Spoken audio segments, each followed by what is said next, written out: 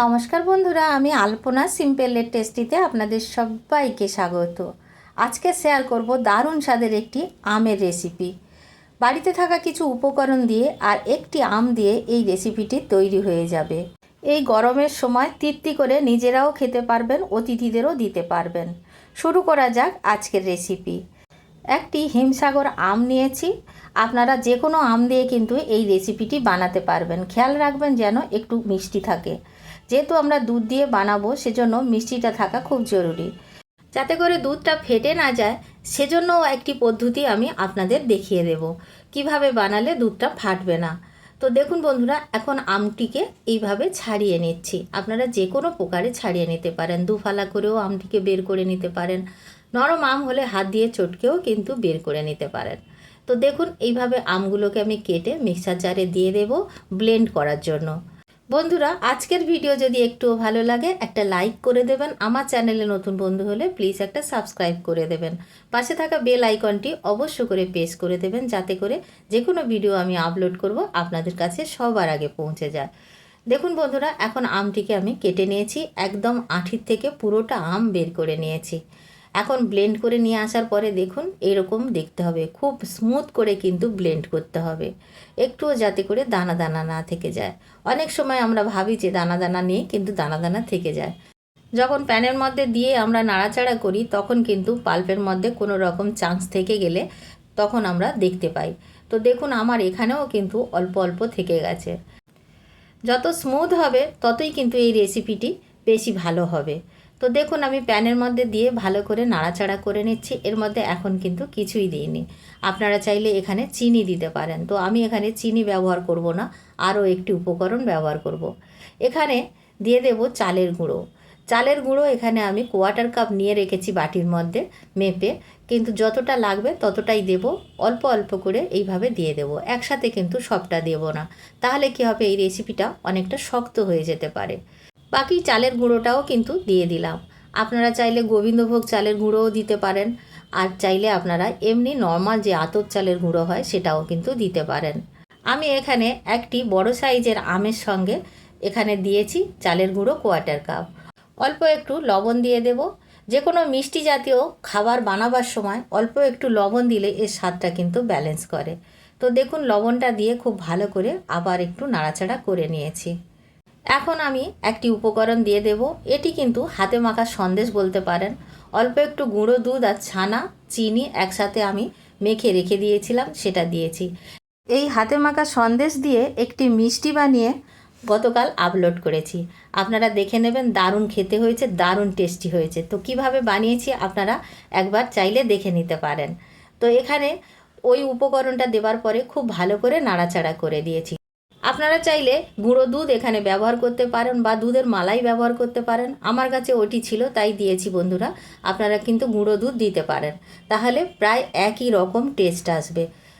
ভালো করে নাড়াচাড়া করে নেবার পরে একটুখানি ঘি দিয়ে দেব। ঘিটা দিলে কি হবে, প্যানের থেকে খুব সহজে উঠে আসবে। এই মিশ্রণটি কিন্তু একটু নরম করেই বানাতে হবে, একটু হাতে হয়তো চিটচিট করবে, কিন্তু আপনারা ঘি দিয়ে হাতের মধ্যে নিয়ে রেডি করলে তাহলে কোনো অসুবিধা হবে না।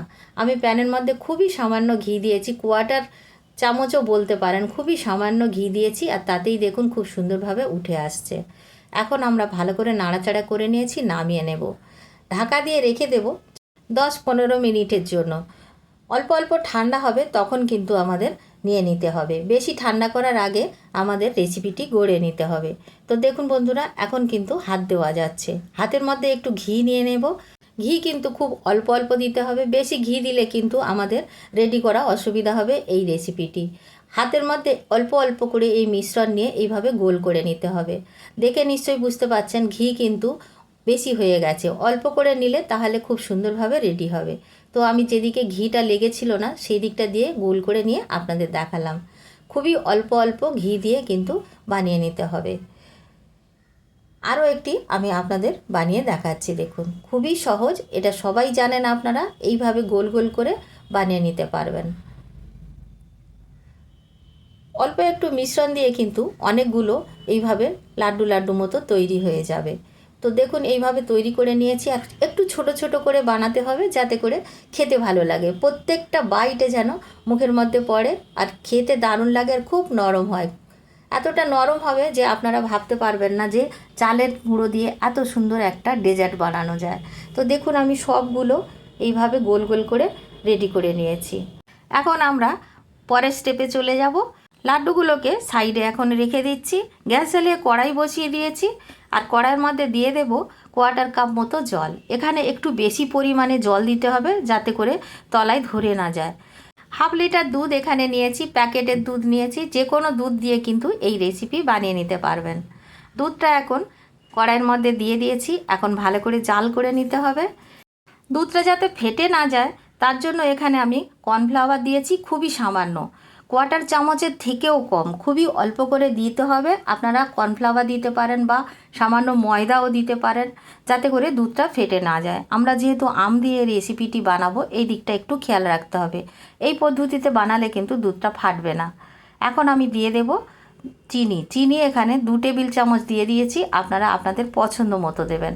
চিনিটা আপনারা কতটা মিষ্টি খেতে চান সেই অনুযায়ী কিন্তু দিয়ে দেবেন।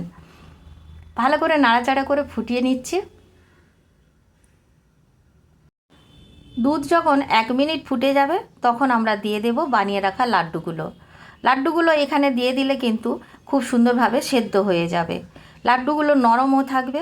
তো দেখুন লাড্ডুগুলোকে খুব ভালো করে দুধের মধ্যে দিয়ে এইভাবে মিডিয়াম আঁচে রেখে সেদ্ধ করে নেব। আমের লাড্ডুগুলো দুধের মধ্যে দেওয়ার পরে সাথে সাথে কিন্তু আমরা নাড়াচাড়া করব না। আমরা চেষ্টা করব একটুখানি পরে নাড়ার। তাহলে কী হবে, বেশি তাড়াতাড়ি যদি আমরা নাড়াচাড়া করি ভেঙে যেতে পারে। আমের সিজনে নানান রকম রেসিপি বানিয়ে আমরা খেয়ে থাকি। আপনারা এই রেসিপিটি একবার বানিয়ে দেখতে পারেন। একবার বানালে কিন্তু আপনার বারবার বানাতে ইচ্ছা হবে, এতটা সুস্বাদু হয়। বাড়িতে থাকা কিছু উপকরণ দিয়ে তৈরি হয়ে যায় এই রেসিপি, কিন্তু আপনারা আপনাদের অতিথিকেও কিন্তু দিতে পারবেন। মিষ্টি কিনতে যাওয়ার দরকার হবে না এই রেসিপিটি যদি আপনারা বাড়িতে রেখে দেন বানিয়ে। তো দেখুন বন্ধুরা, নাড়াচাড়া করতে করতে এইরকম কিন্তু রং এসে যাবে। রঙটা এখন কত সুন্দর হয়েছে। এতে কিন্তু আলাদা করে কোনো রকম রং দেওয়ার দরকার নেই। আমের যে সুন্দর রঙটা সেটাই কিন্তু এই দুধের মধ্যে একদম সুন্দরভাবে এসে যাবে। আর দেখুন কত সুন্দর দেখতে হয়েছে। ফোটাতে ফোটাতে আরও একটু ঘন হয়ে যাবে। আপনারা যদি চান যে একটু বেশি পাতলা পাতলা রাখবো তাহলে কিন্তু এই রকমই নিয়ে রেখে দিতে পারেন। তা নইলে কী হবে, পরে জমে যায়। তো দেখুন আমি একটু বেশি করে ঘন করে নিয়েছি, আর একটু জমে গেলেই আমার মনে হয় খেতে বেশি ভালো লাগবে। মিষ্টি বা পায়েসের ব্যাপারটা এক একজনের কাছে এক এক রকম ভালো লাগা। তো আপনারা যেমন ভালো লাগবে তেমনটা কিন্তু করে নেবেন। এটা কোনো ব্যাপার না, একটু পাতলা বা একটু ঘন। দেখুন কত সুন্দর দেখতে হয়েছে, কতটা লোভনীয় হয়েছে। এখন কিন্তু আমাদের ডেজার্ট অলমোস্ট ডান। তো দেখুন এখন আমরা গ্যাসের ফ্লেমটা অফ করে দেব, দিয়ে কিন্তু নামিয়ে নেব। তো বন্ধুরা এরকমই কিন্তু দেখতে হবে, তখন কিন্তু অবশ্য করে গ্যাসের ফ্লেম অফ করে দিতে হবে। যত বেশি ঘন করবেন তত বেশি কিন্তু জমে যাবে। তো দেখুন এখন আমি পরিবেশন করে দেব একটি পাত্রের মধ্যে।